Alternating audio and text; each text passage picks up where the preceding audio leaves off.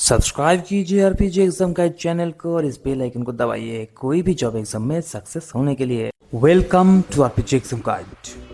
आज का ये वीडियो उस तरह के स्टूडेंट्स के लिए है जो एक बार फेल करने के बाद ये सोचता है कि मैं कभी जिंदगी में पास ही नहीं कर सकता।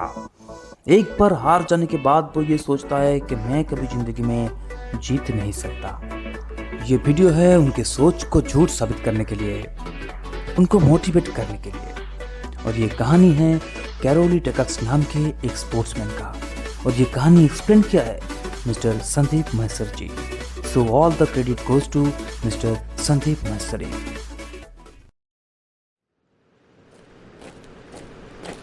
ये कहानी है 1938 की,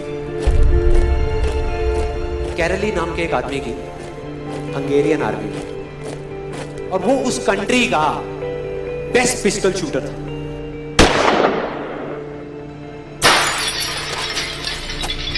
जितनी भी नेशनल चैंपियनशिप्स हुई थी उस कंट्री में, उसको वो जीत चुका था। और सबको ऑलमोस्ट कंफर्म था कि 1940s में जो ओलंपिक्स होने वाले हैं उसमें गोल्ड मेडल कैरली को ही मिलेगा। और उसने सालों से ट्रेनिंग करी थी। उसका एक ही सपना था, एक ही फोकस था कि मुझे अपने इस हाथ को दुनिया का बेस्ट शूटिंग हैंड बनाना है, बेस्ट बनाना है, बेस्ट बनाना है। और वो कामयाब हो गया, उसने बना लिया बेस्ट शूटिंग हैंड। सिर्फ 2 साल का फर्क था। 1938 में एक आर्मी का ट्रेनिंग कैंप चल रहा था। क्योंकि वो आर्मी में था तो एक एक्सीडेंट हो गया। उसके उसी हाथ में जिससे उसने गोल्ड मेडल जीतना था, उसमें एक हैंड ग्रेनेड फट गया और वो हाथ चला गया। जो उसका सपना था, जो फोकस था, सब खत्म।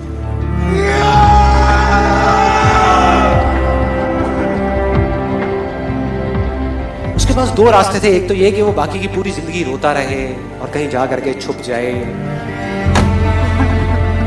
या अपना जो गोल था जिस पे उसने फोकस किया हुआ था उसको पकड़ करके रखे।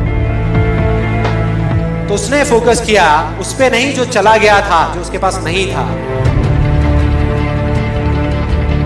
उसने फोकस किया उस पे जो उसके पास था।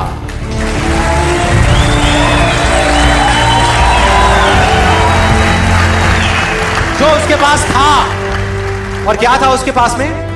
एक लेफ्ट हैंड,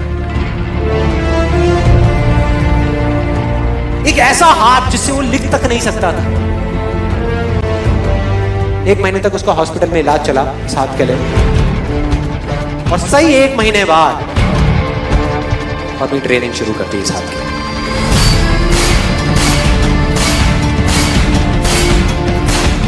ट्रेनिंग के 1 साल बाद, मतलब कि 1939 में वो वापस आया। नेशनल चैंपियनशिप्स हो रही थी वहीं पे हंगरी में, और बाकी भी बहुत सारे पिस्टल शूटर्स थे वहां पे। उन्होंने जा करके उसको कांग्रेचुलेट किया, कहा कि यार देखो, ये होता है जज्बा, ये होती है स्पोर्ट्समैन स्पिरिट, कि इतना सब कुछ होने के बाद भी तुम यहां पर आए हो हमको देखने के लिए और हमारा हौसला बढ़ाने के लिए। किसी को नहीं पता था कि वो 1 साल से अपनी ट्रेनिंग कर रहा था लेफ्ट हैंड की। और उसने जवाब दिया,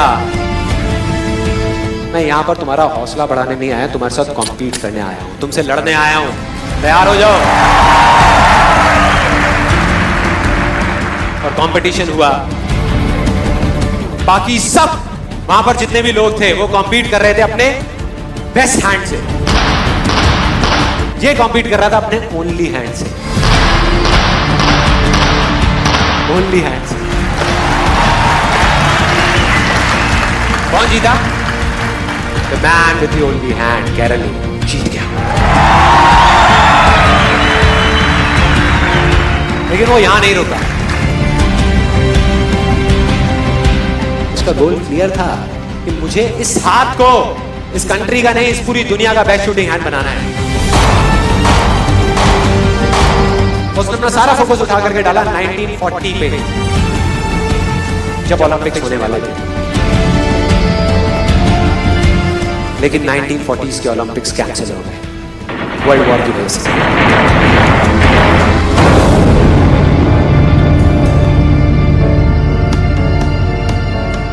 उसने अपना सारा फोकस उठा करके कहां डाल दिया? 1944 में जो ओलंपिक्स होने वाले थे उसके ऊपर। 1944 में जो ओलंपिक्स होने वाले थे वो भी कैंसिल हो गए वर्ल्ड वॉर की वजह से, फिर से कैंसिल।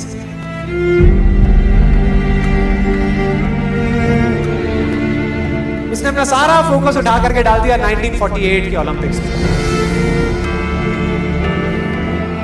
1938 में उसकी एज थी 28 साल, 1948 में उसकी एज हो चुकी थी 38 इयर्स। और जो यंगर जो प्लेयर्स आते हैं निकल करके, उनसे कॉम्पीट करना मुश्किल होता चला जाता है। लेकिन मुश्किल नाम का ये वर्ड था ही नहीं उसकी डिक्शनरी में। वो गया, पूरे वर्ल्ड के बेस्ट शूटर्स आए हुए थे जो अपने बेस्ट हैंड से कॉम्पीट कर रहे थे, और ये अपने ओनली हैंड से कॉम्पीट कर रहा था। और कौन जीता? The man with the only hand.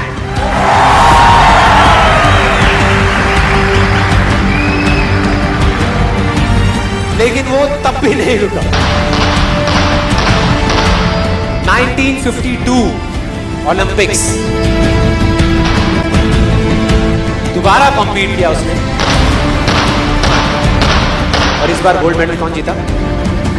गैरल ली। 4 साल बाद दोबारा से, और पूरी की पूरी हिस्ट्री को बदल करके रख दिया ओलंपिक्स।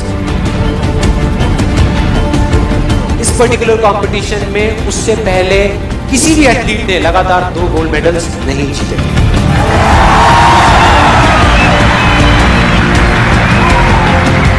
अब किसी भी लूजर के पास चले जाओ, उसके पास लिस्ट होगी बहानों की कि मैं इस वजह से फेल हुआ अपनी लाइफ में, इस वजह से मैं कुछ नहीं कर पाया। बहुत लंबी लिस्ट है।